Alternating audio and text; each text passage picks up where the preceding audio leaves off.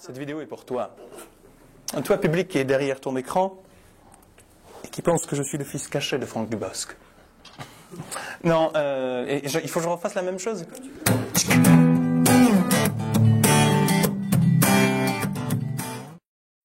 Bonjour à tous et bienvenue sur peoplereplay.com, le blog de l'actualité des artistes. Aujourd'hui, je reçois le Jonathan Harker, qui faisait partie de la comédie musicale de Dracula, dont vous vous souvenez sûrement. Et aujourd'hui, Julien Loco, quelle est la couleur du studio des variétés?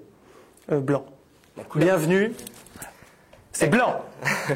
Donc, alors CF Carnet de voyage, parce qu'on a vu que tu faisais plein de montages, on a pu te suivre dans les coulisses de Dracula, en tout cas c'était super sympa. On t'a découvert avec ta reprise de Alléluia, donc dans Nouvelle Star en 2009 si je me trompe pas, donc plus de 500 000 vues sur YouTube, en tout cas c'est cool. Rencontre d'Astafor par la suite, et ensuite dans la célèbre comédie musicale de Kamel Wally, Dracula. Est-ce que c'était une bonne aventure pour toi? C'était super. Tout ce que j'ai vécu avec Dracula, ce sont de super souvenirs. J'ai appris énormément de choses sur la scène, avec les gens aussi. Et en plus, pour un chanteur aujourd'hui, faire la tournée des Zéniths comme ça, c'était un super cadeau. Ouais. Non, c'était génial. Tu as pu mettre ta petite fibre artistique, donc justement, tu as tourné des carnets de voyage. Tu nous as fait... on a vu Ginny Lynn, d'ailleurs, c'est un souvenir qui m'a marqué, où justement, elle fait un peu le remake de Rec. C'était Rec ou un truc comme ça. Et c'était super... En tout cas, jouer le jeu, c'était super marrant. Mais tout le monde, c'est vrai que en rentrée, je partais petit à petit... je pars tout le temps avec ma caméra, et j'aime bien filmer, faire des montages, et montrer un peu ma vision des choses, comment j'ai vécu la tournée. Et en fait, c'est devenu quelque chose de vachement symbolique pour toute la troupe, et tout le monde jouait le jeu. Voilà, tout le monde jouait le jeu, c'est super, quoi. Dire, ouais. Et quel est ton meilleur souvenir au sein de cette aventure? Avec la troupe ou je sais pas, en Dracula en général. Je crois qu'il y a eu énormément de fou rire sur scène.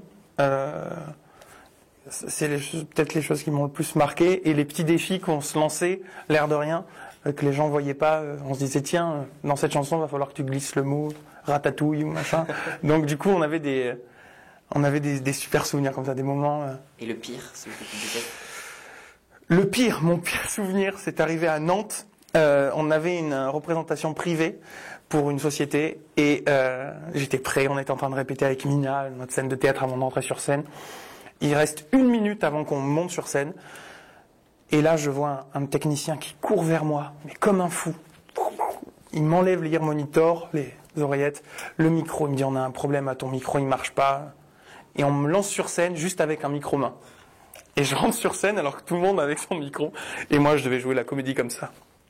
Oui, je suis content d'être là. Et... Ça t'a déstabilisé? Et bien, c'est-à-dire qu'avec les ears, on est vraiment isolé, on n'entend pas la salle. Et déjà, j'avais mon problème de réglage, puisque on avait des retours sur scène, mais c'était pas réglé pareil pour les chanteurs. J'ai galéré pour chanter, et j'entendais la salle. Bouh, mais sortez-le! Je suis sorti de scène, c'est dur, quoi. Ça a duré peut-être 5 minutes. Parce qu'en plus, c'est beaucoup plus long. C'est long, c'est très long. Parce que t'as un micro-main, et du coup, moi, dès l'instant où je rentrais sur scène, j'avais très peu de sorties, donc j'étais beaucoup sur le plateau. Donc on a dû trouver des excuses pour sortir. Donc au milieu d'une chanson sans raison, on m'a fait sortir comme ça. Donnez-moi vite un micro. Et puis le temps que tu fasses les réglages, t'as pas eu le temps de faire les balances parce qu'il y a eu un petit souci. Donc c'était vraiment un enfer à vivre. C'était 5 minutes, mais je transpirais. J'étais là, si je dois faire tout le show comme ça va être dur, quoi. C'est cool, apparemment. T'as géré, même si c'était un petit moment de solitude, toujours, on va dire, mais je pense que t'as géré. Donc pour finir sur Dracula, moi j'ai un petit défi. Alors je t'ai ramené quelque chose, tiens. C'est un paquet de bonbons que tu connais sûrement. Je vais te poser 3 questions sur Dracula. Si tu te plantes à l'une de ces questions, tu me chanteras comme ça, a cappella, la chanson Elle, avec des chamallows dans la bouche. D'accord. D'accord? Ok. On va voir si tu connais tes classiques. Vu que tu as joué dans Dracula, tu devrais connaître. Donc, en quelle année a été publié le roman Dracula de Bram Stoker? Je te le donne à 10 ans près. Ouais, c'est vers la fin des années 1800... Je crois 73, c'est trop tôt. Non, je crois que c'est ça, non? 1873. Ouais, je crois, non? T'es quand même calé en fait sur l'histoire de Dracula. Ah, mais même si c'est en 1897 quoi, mais bon c'est pas grave. 1897. Écoute, je pense que le défi, donc tu verras, on va quand même continuer dans les questions puisqu'il y en a 3 dans le film de Francis Ford Coppola en 92 qui joue le rôle de Jonathan Harker, donc ton rôle à toi mais dans le film. Keanu Reeves. Bien.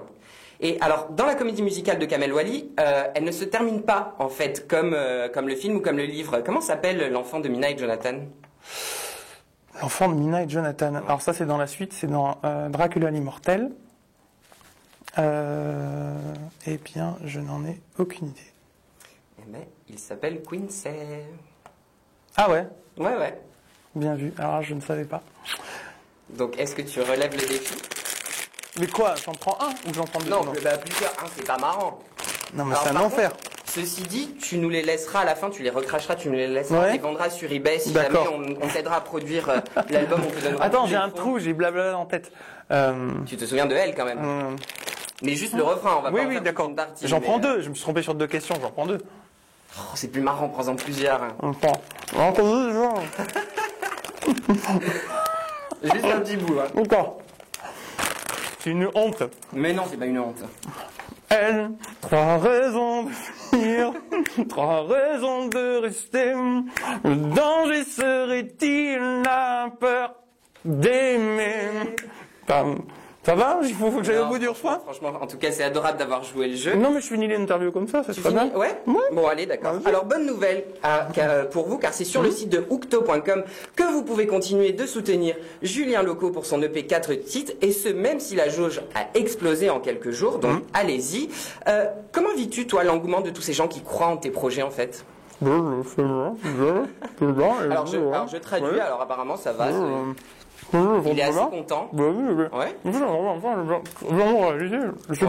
Bah en tout cas, il vous remercie. Voilà, c'est ce qu'il a dit. Donc, on le rappelle donc dans cette EP, vous retrouverez notamment le titre que j'adore, blablabla, c'est ça, si je me trompe pas, et qui sortira en mars 2013. Oui.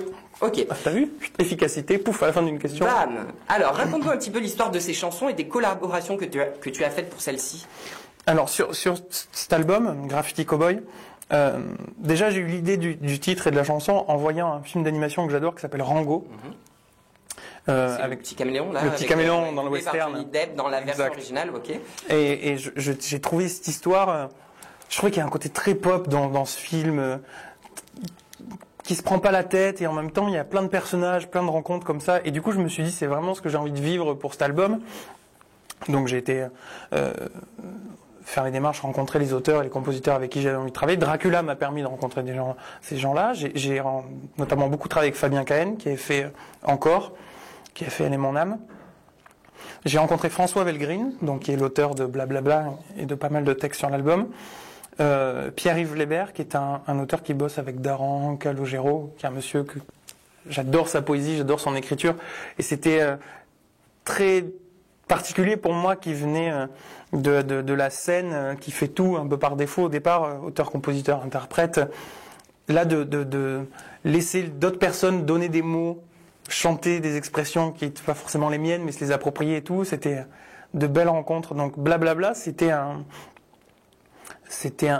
une sorte de clin d'œil, une réponse à une chanson de Bernhoft que j'aime beaucoup, qui s'appelle Command Talk, et qui justement reprend un peu l'idée que toutes les rumeurs qu'on peut entendre, tous les bruits qui couvrent un peu toute notre vie, en fait, ne représentent rien, et on s'éloigne toujours un peu de l'essentiel. Avec tous les outils de communication qu'on a, en fait, finalement, on finit par moins communiquer entre nous, quoi. C'était ça l'idée de la chanson. Ok.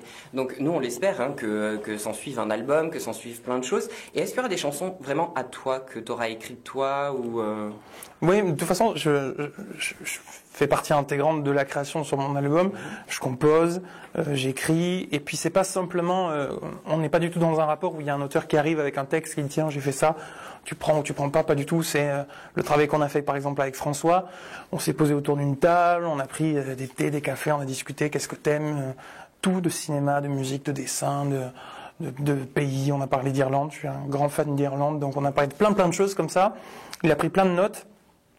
Et on s'est revus après pas mal de fois, 2-3 jours, on m'a laissé passer un peu, tiens, j'ai noté ça, je prenais la guitare, je dis, ah, mais j'aimerais bien avoir, par exemple, sur Blablabla, il y a un moment où on était en train de travailler, je lui dis, mais moi, j'ai vraiment envie d'avoir le mot machine dans la chanson, quoi. Et voilà, on est parti, on cherchait machine, et puis du coup, j'entends le cliquetis de machine. Ah, génial, on prend! Donc ça s'est fait, voilà, toujours dans un échange et dans dans une discussion. C'était jamais un rapport. Je travaille difficilement de mail à mail ou tiens, j'ai telle chanson, est-ce que tu peux. C'est toujours des rencontres. En tout cas, tous les gens avec qui j'ai travaillé sur cet album, c'est des gens. Vous avez vraiment connecté avec l'univers, quoi. Donc, si je te parle du chiffre 12, à quoi penses-tu? Alors, c'est peut-être traître, mais 12. 12. Je pense à plein de choses. Allez, dis-moi la première chose. La première chose, ce serait un album 12 titres. Ouais. Après, je pense aux 12 apôtres. Non. Non. 12. Alors, ce que je vais te répondre, c'est que c'est le concert au Sentier des Halles le 11 décembre, mais qui s'est rempli en seulement 12 heures. Ah, bien vu. C'est énorme quand même, ça. Ouais, même moi, j'en revenais pas. Ouais, c'est cool. C'est-à-dire qu'en fait, on a eu tout s'est un peu enchaîné. On était en concert au Divan du Monde. Anne-Claire m'a appelé ma manageuse m'a appelé dans la soirée en me disant tiens, on a peut-être le Sentier des Halles. Bon, j'ai dit mais c'est cool, on va l'annoncer ce soir. On l'a annoncé. On a mis en ligne les places étaient en vente le jeudi. Puis le lendemain, on m'a appelé. Bon, c'est complet. Bon, ça c'est complet.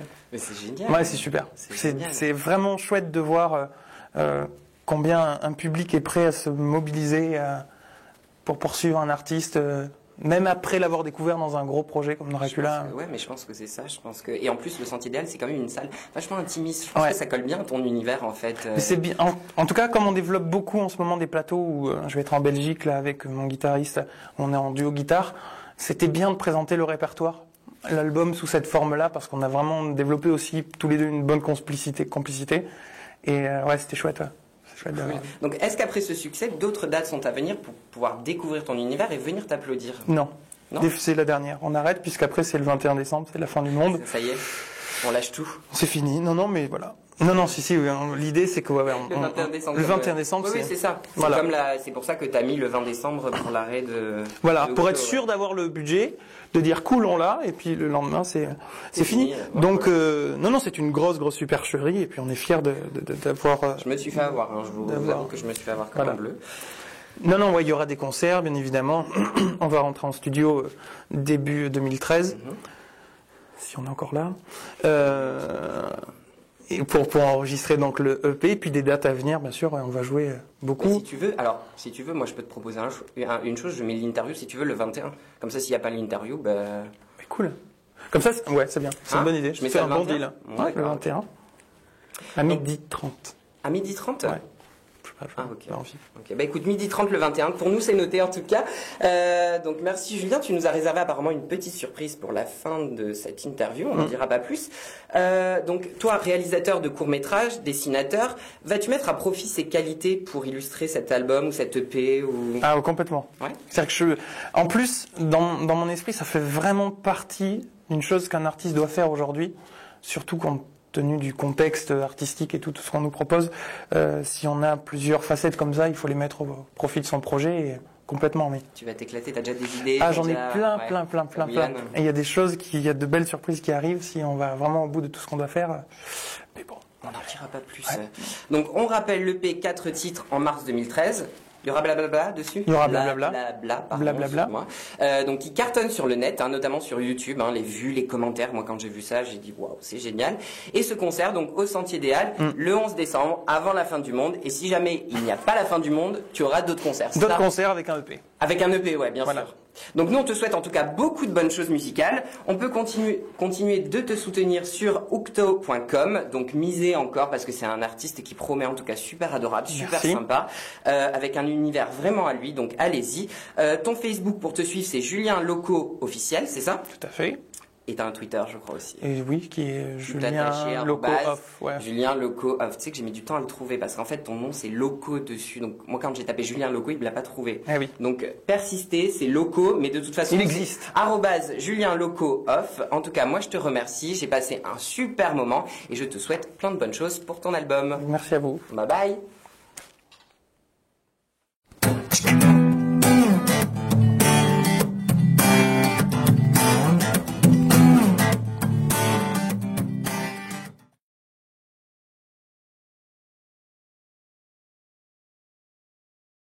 Bonjour.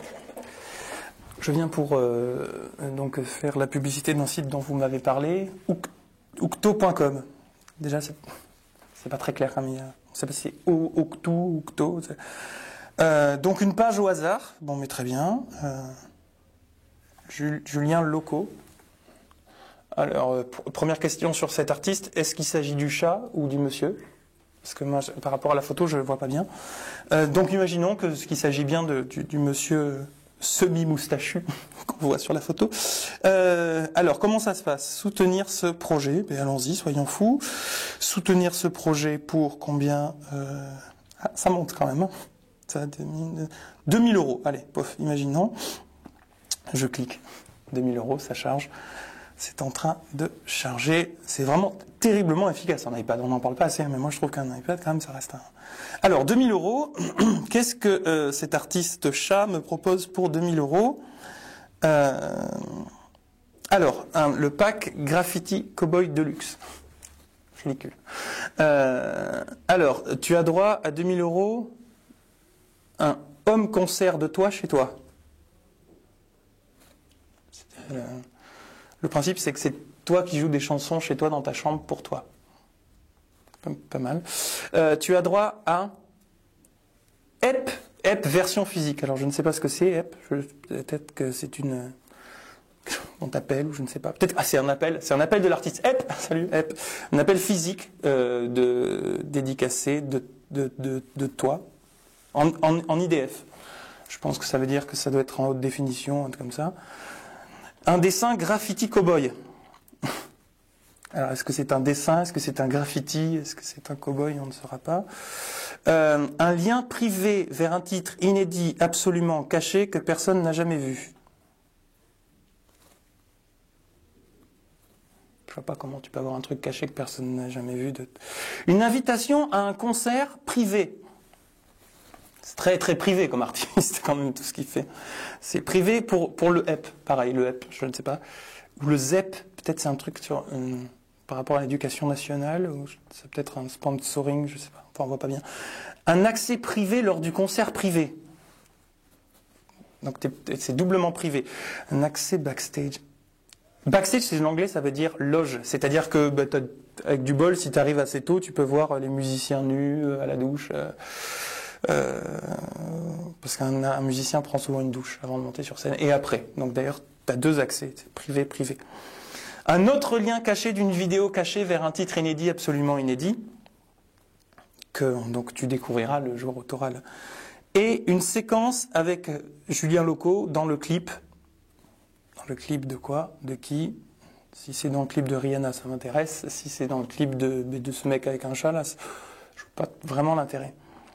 Voilà, pour 2000 euros. Sinon, pour 10 euros, eh bien, tu as un dîner aux chandelles avec l'artiste. Je vais mettre 2000. Voilà, merci. Enfin, en tout cas, ça me permet de découvrir un artiste, j'apprécie beaucoup. Ah, faut mettre sa carte bleue? Mais vous êtes sérieux? Faut payer? Excusez-moi. Je suis attendu.